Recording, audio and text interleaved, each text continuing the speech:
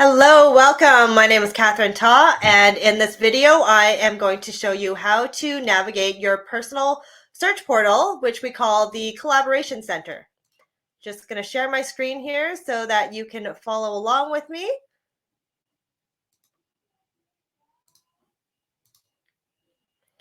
All right, so the screen here that you see here, this is basically your personal portal. This is just an example.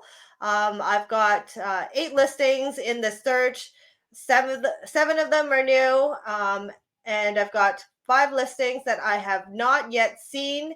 And we're going to go through and navigate and make sure that we mark them as either favorites or possibilities or not interested at all, and we're going to reject them.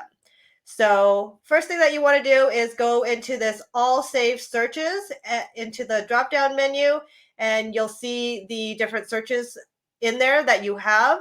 If there is, sometimes depending on your search criteria, I may have just one search and that should be sufficient. But sometimes if you have different criterias or different areas with different criterias, I might have to create 2 or possibly even 3 different searches for you.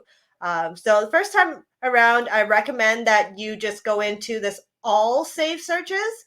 That way you'll see everything and go through the entire list the first time around. And what I want you to do is go in and mark the listings as possibilities and definitely no and reject those. So just click on the first listing here. And here you're going to see all the details. The photos is probably the first thing that we want to take a look at, right? And then there's going to be the descriptions and all the fine details down here. Okay. And next, you want to take a look at the location.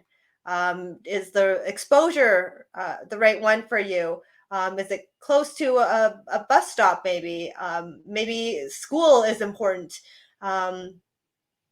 So you want to take into consideration if you have school age kids that you want to take a look at the boundaries, the school boundaries, to see if you will qualify to be in that boundary. If your kids are already in a school and you'll be taking them back to the same school, then you shouldn't really have a problem with that. It's if they're going into a new school, then you want to make sure that you are living within the boundaries. Okay, and the other feature that we have here is comments.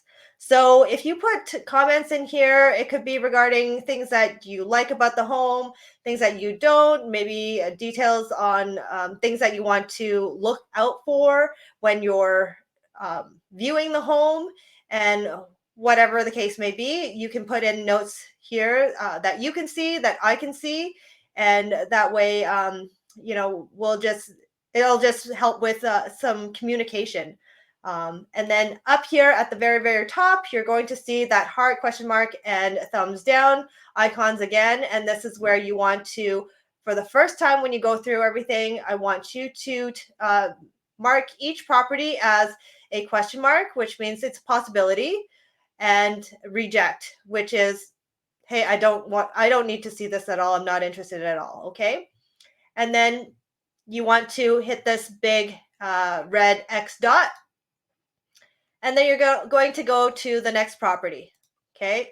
And then you're going to, again, go through all the details and mark it as possibility or reject, and then go through the list. After you're done, you're going to see up here, this undecided should be 0.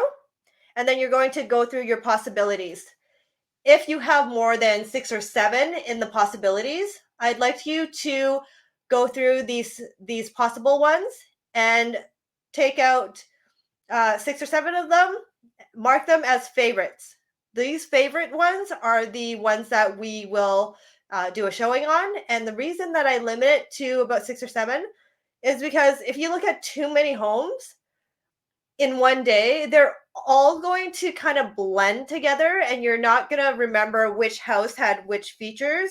Or you might think that one house had everything that you had, and maybe one of those features wasn't in this one house, it was in another one.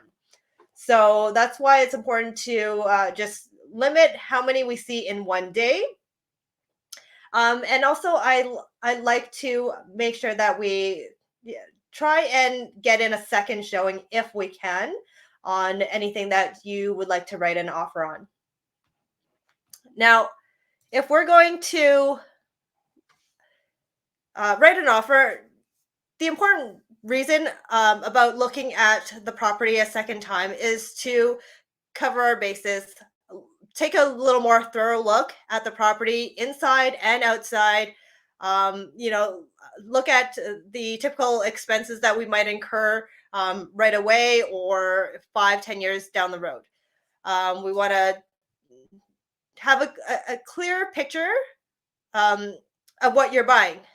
Obviously, we're not going to see every little single defect, and that is what the inspection is for. But it's before you write an offer, it's also a great idea to drive around the neighborhood and make sure you like the neighborhood, the amenities, whatever is important to you, that you're checking that out. And if there's a possibility of taking a second look at that property, we definitely want to take advantage of that. Depending on the market, you may not get that chance. You may just have that one shot. But I'll guide you along the way, so you don't need to remember this. And that I think that's it for now. So if you have any questions, feel free to give me a shout, 780-710-8888. Talk to you soon. Bye-bye.